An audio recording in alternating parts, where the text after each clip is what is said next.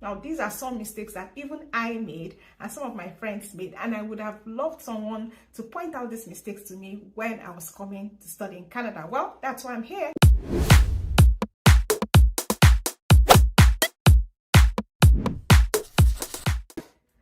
Hi, my name is Seyi Obasi. Welcome to this channel.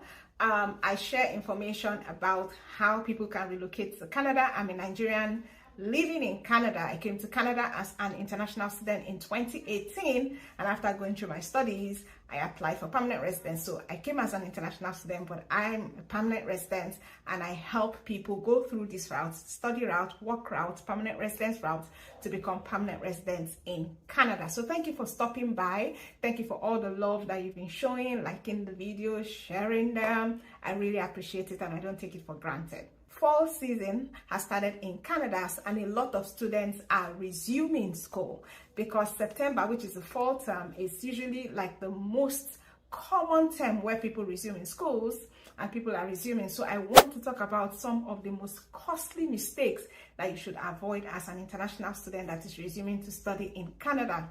Now, these are some mistakes that even I made and some of my friends made, and I would have loved someone to point out these mistakes to me when I was coming to study in Canada. Well, that's why I'm here, to point it out to you so you are not making these mistakes, because you know some of these mistakes could make the difference between you having a nice time or being frustrated here when you come to study in Canada. Now, everybody, you inclusive, must have heard the announcement of the housing minister in Canada, where they talked about capping the number of international students coming to study in Canada because of a housing crisis. There's such a housing crisis in Canada, but you is watching this video today. I'm going to tell you some things that you can do to avoid some of these errors, including housing errors. Now, I'm going to talk about this in several topics or several headings so that you're not making this mistake. So grab a pen, grab a paper, and make sure you're taking notes. If you are resuming in Canada or you know someone who is resuming soon, they are going to need these notes. Make sure you're watching to the end of the video, because I'm going to be sharing some tips that, trust me, you don't want to miss it. This is coming from someone who has been through that and who has learned from others who have been through it as well, and I'm sharing these tips. Now, the first thing we're going to talk about is the actual study in Canada.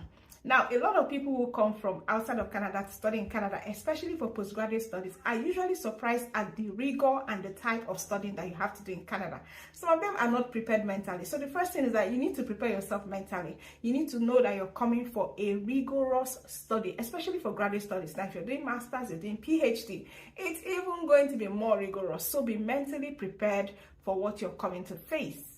You also need to make sure that you are computer literate. If you want to come to Canada to study and you are not computer literate, you will struggle, because a lot of things are done online. There are a lot of tools that are used for studying that you have to familiarize yourself with. So please be computer literate. If you are not computer literate, make sure that you're going to familiarize yourself with basic computer things like Microsoft and some of the tools. Different schools use different tools, but make sure that when you come here, you find out the tool that your school uses. Some of them use certain tools to share notes.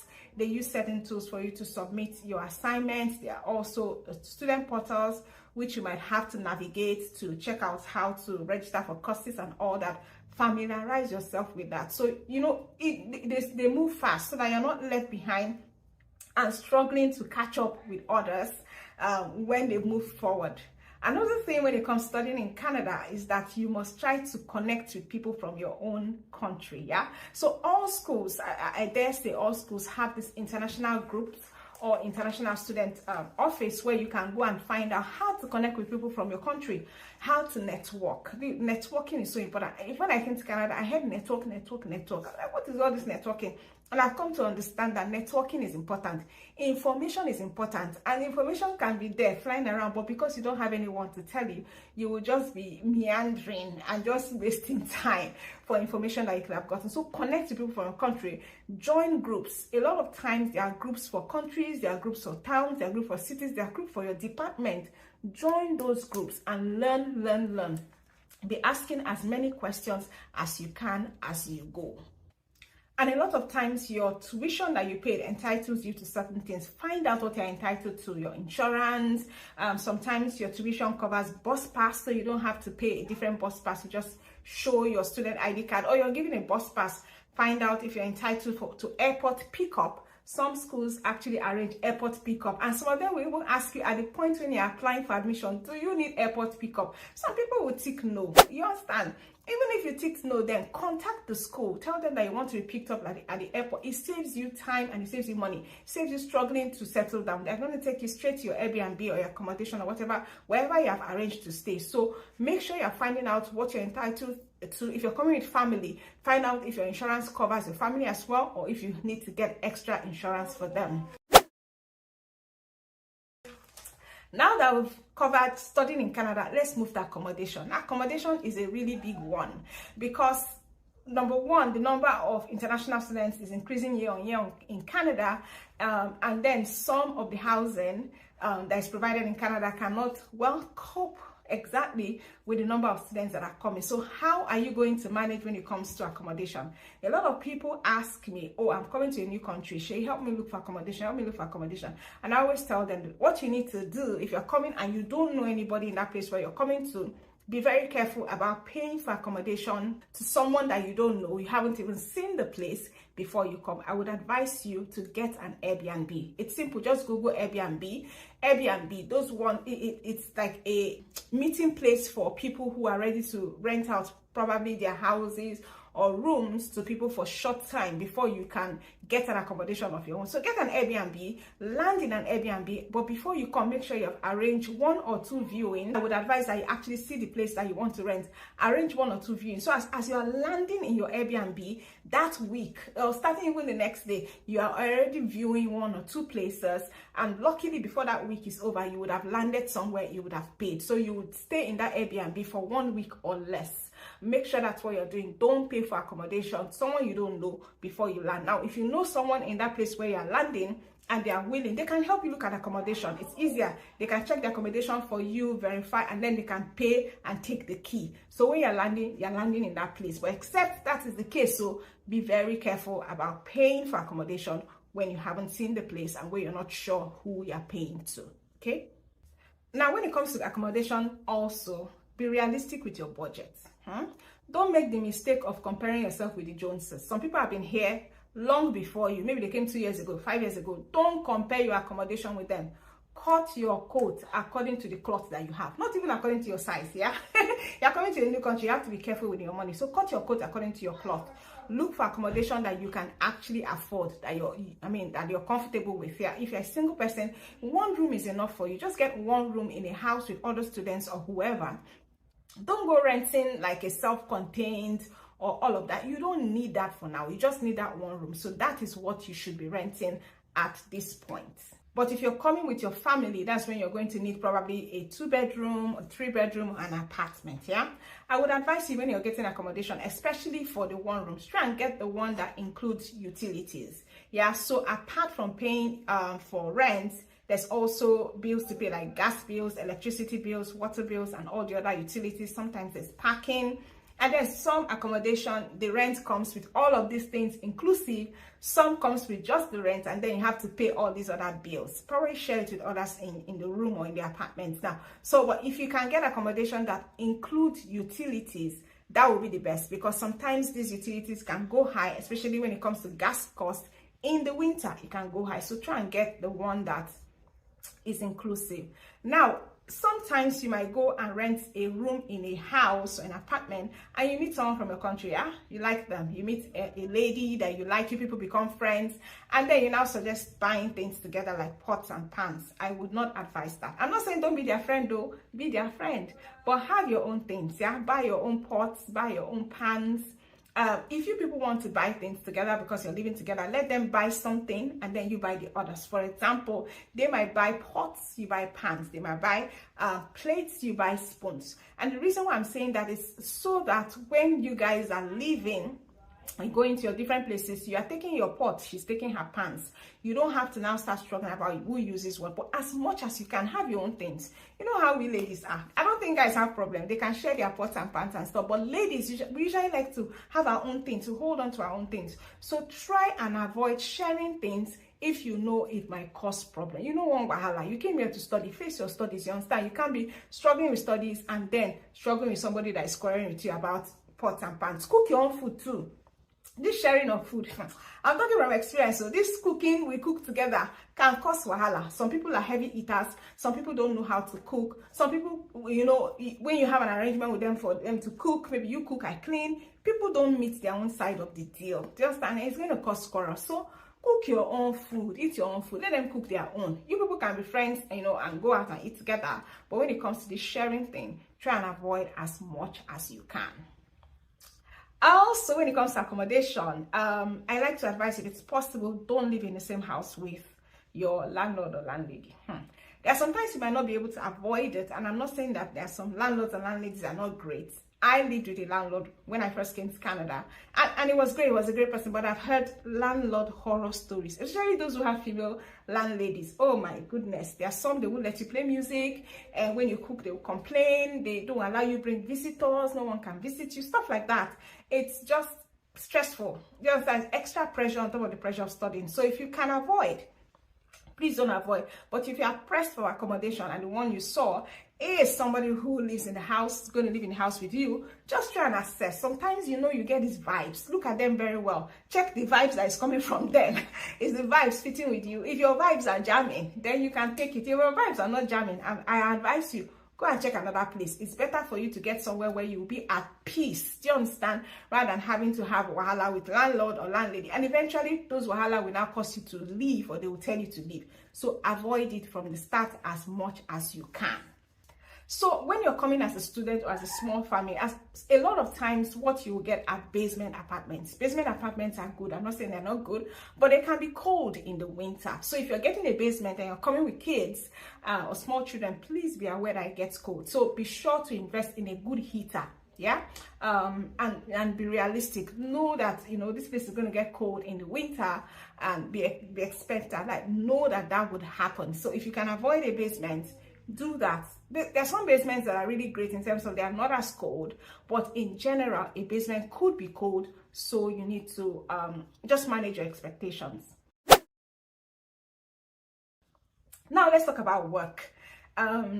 If you're enjoying this video so far, please leave us a like. Don't forget, click the like button, and be sure to drop your comments, you know, on what I've talked about so far in terms of the rigor of studying in Canada. If you know someone who has come to study in Canada, or you yourself have, and you understand what I talked about when it comes to rigor and accommodation, leave us a comment and like this video. So let's talk about work. Now, one of the attractive things about studying in Canada is that you can work as a student and study.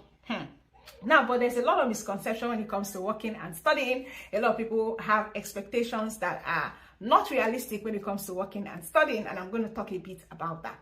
Now, except you came to Canada by October 2022, October 7th or so 2022, you cannot work full-time.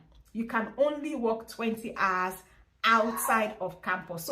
So you can only work 20 hours. Now, even if you came before October 2022, you can only work full-time up until this year or next year. It's going to end soon. So it's not like a permanent policy. It's a temporary policy. However, if you didn't, you can only work 20 hours a week. Now, when you get to the airport, you're going to be given a study permit. And in your study permit, they are going to write that you're entitled to work 20 hours or whatever. Please be checking that study permit. Don't just collect study permit and start to the worker the enter Canada. Check. Check, because some of these immigration officers might omit to put that. So check. Now, there are some immigration officers that are even restricting working hours on the work permits. Maybe, I don't know, maybe something that entered their head. They might restrict your working hours or say that you cannot work in certain sectors like healthcare or all that. Check all of that and ask them questions. Don't be scared of them. They're human beings. Ask why they are giving you that. And if they have restricted you from working in Canada, then you can appeal it. Now, if you are coming to study in a DLI that is not eligible for post-graduation work permit, you are not eligible to work. You are not eligible to work. That's why I always advise go for a DLI that is eligible for PGWP so that you can work in Canada. Now we have already you've gotten work permit, you got it at the airport. Now you have entered into Canada. Welcome to Canada. What kind of jobs can you get? How much can you earn? And can you pay tuition from the job that you're doing? Now, as a student, you're working 20 hours a week outside of campus. If you work on campus, you can work unlimited hours. So if you get a job on campus, in the library, in car park or whatever, you can work more than 20 hours. It doesn't affect that 20 hours that you're working. But 20 hours that you're allowed to work. But if you're working outside of campus, then it's just 20 hours. Now, can you pay your tuition without money? I've done a video. If you check this channel, you've seen where I did a video, detailed video in terms of can you pay your tuition from working in Canada. You need to go and check out that video. You need to check it out. Look, you'll probably be getting minimum wage because you're a student. Now, whether you can pay tuition without money, I don't think so. Just, I don't want you to come and suffer in Canada. And I like to tell the truth. I don't do clickbait. So it will be difficult. Yeah, it may be difficult for you to pay tuition from the 20 hours work that you're doing. That 20 hours work can help you pay utilities, can help you pay transportation, help you pay rent, help you buy food, stuff like that. But you see that tuition, better to have a plan B regarding your tuition. However, if you're coming to your spouse, your spouse can get spousal open work permit and they can work full-time because it's an open work permit. So if your spouse is working full-time, in addition to the part-time that you are working, if you want to combine that money together, it might be able to help. But you just come as an international student thinking that I will work and pay my tuition, I do not advise it. Okay, so with regards to the type of jobs you can get, all sorts. You can get jobs as a bartender, or you can get jobs as a cashier in a store. You can get job as a customer service. Some of you want to work as PSWs. Some of you will be working in the factories and all that. You can actually do all of those jobs. Now, some of these jobs require that you have certain training or certification. If you can do these certifications before you come to Canada, it's fine. Do you understand? You can also do them here. For example, if you want to be a PSW, you need to have your first aid and know how to do CPR. They have those trainings here in Canada. You can pay and do them, or you can do them before you can come with the certificate. If you want to work in a bar or any place that sells alcohol, you need to do a smart serve training. I know I did that one time when I wanted to work, in a bar or so. I've done that training. I've done the CPR. I've done the first aid. I never ever did that alcohol job, but I did train for it. So you can do all of that before you learn. You're going to need that, and if you have those, you have advantage to do those jobs over people who don't have it. There are also some jobs that you can do, as well as some side hustles that will require a driver's license. So make sure you're coming with your driver's license. Renew it though. Don't allow it to expire before you come, and get your driving extract. Yeah, so with your driver's license and driving extract, you can rush to do your knowledge test and then do your drive test, the one on the road, so that you're prepared for any job that is asking, do you have driver's license? There are some jobs that require it, and they pay quite well. You can also do Uber. If you can get a car and drive Uber, it's a great side hustle. Yeah, it will get you a lot of money, more than just working in an office. Now let's talk about skincare. Now, skincare applies to everybody, whether you're a man or a woman or a child. You want to take care of your skin. You want to be shining now in Canada. Because you're in Canada, or your skin should shine. But some people come here and notice that the water here doesn't agree with their skin. Some people come and they notice, even people that have kids, they notice that, oh, there's something about the water that affects their kids. Now, this is what I would advise. When I was coming, I brought shea butter, and I think it's great, especially in the winter. Your skin can get dry. So if you can come with shea butter, come with shea butter. If you have your own normal beauty regimen that you do back home, and there are things that you buy them. Bring as many as you can. If you can bring 4 of those creams, buy as much as you can to last you for as long as you can, until somebody's coming again. Just in case you don't get that type here. You know that sometimes these companies that make this skincare, they make one for Africa, then they make one for Europe or Canada or all that. So the one that fits your skin might be that one that you've been using in Africa, and this one here might not. So bring it. Yeah, bring those ones. And then when it comes to sunscreen, bring sunscreen. Sunscreen is a big deal here, because in the summer, depending on where you live, the sun can be bad. Yeah, the sun can be bad. So come with your sunscreen. And the reason I'm saying that, because the one here I've noticed can leave some white attachment on your skin. There was one I was using once that even gave me some rashes. It was sunscreen, and I stopped using it. Yeah, so as much as you can, bring your sunscreen, bring your cream. And if you're a lady and you want to wear attachment like me, make sure you're coming with wigs and attachments. Yeah, crochet. Yeah, because you might be busy as a student. You might be so busy that you won't have time to go and be doing hair. You don't want to look like you just came from somebody who just came from somewhere who is impoverished. You also want to look good. You have to keep up, appearances and look nice. So come with as much hair attachments, wig as you can. It's great. Yeah, because sometimes to do this hair here, it's not easy, but crochet is not as expensive to make, because you just weave your hair and just use needle and thread and make the crochet. Some people can do that thing for themselves. Oh, yeah, I've seen people here who make their own hair. Can you imagine? I can't do that. I have to go and be paying people money to do my hair. But there are people that can crochet their hair. I have a friend, she does her hair, she weaves her hair, she braids it and all that, all by herself. So she's saving like $900 or $150 that people like us that don't know how to do these things are spending money on. Yeah. So don't forget to be liking this video, leave a comment. Thank you so much. That it encourages me, or it does, and share the video as well, so that as many people who are coming to Canada now or coming whenever sometime in the future can get this video and learn, because these are really huge lessons, critical lessons, mistakes people make that I wish I myself knew before I came to Canada. So what about clothes? When I wanted to come to Canada, I heard the country is cold. Cold, though, cold. That we cannot wear the clothes that we wear back home. So I didn't bring a lot of my clothes. I was hoping to come here to buy clothes. But then there's summer now. There's summer. So during the summer, you can actually wear the clothes that you wear back home. So come with as much clothes as you can. Basic colors, black, brown, white, and all that. Try and bring clothes, yeah. Don't forget that you have a limited number of suitcases. I think it's 23 kg, 2 suitcases, and you hold all. That's what you can bring. So manage your space very well. Yeah, don't bring things that you don't need to bring. You can bring clothes, bring trainers. Yeah, people wear trainers a lot here. Bring trainers, bring a couple of jeans, trousers, and your tops. Bring that. And then medicine. There's some medicines you can't buy here except you get a prescription from a doctor, which is how it should be. Yeah, not the one you go to the pharmacy and say mix for me. There's no mixing here. So bring the medicine. If you're on a prescription, bring that. Basic medicines like Panadol, they do have Advil and all that here. The only one I can recommend, maybe bring something for cold. Yeah, the malaria medicine. Bring it because you can experience some malaria symptoms at first when you come, and there's no malaria medicine in Canada. You have to bring those yourself. So bring medicine as much as you can. And then food stuff. Hey, food stuff for those who like food. Bring what you can, like dry fish, egusi, abono, stockfish, anything that you can manage to bring. Palm oil, if you can freeze that, put in your suitcase, you can bring it out. These things are available in African store. It's not as if they are not here. They are, depending on where you live.